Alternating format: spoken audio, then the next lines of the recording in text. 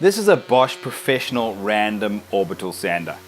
The sander really is smooth and comfortable to use. It just feels like an extension of your hand, but the tool does all the work. It's powerful but lightweight, weighing in at 1.3 kilograms for optimum handling and low user fatigue. This tool is from the professional range and has a heavy-duty design, meaning it's suitable for use out in the field by a contractor. So why buy this type of sander?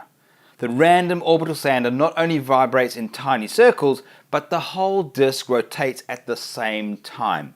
As a result, it's aggressive enough to remove paint, but gentle enough to be used as a finishing sander, making it a good choice, especially if you only want to own one electric sander. This sander features a 125mm sanding plate with hook and loop for quick sanding sheet changes. Maximum orbital stroke of 24,000 strokes per minute at a speed of 12,000 RPM. It's powered by a 250-watt motor. It has soft grip surfaces to reduce vibration with multiple gripping surface positions.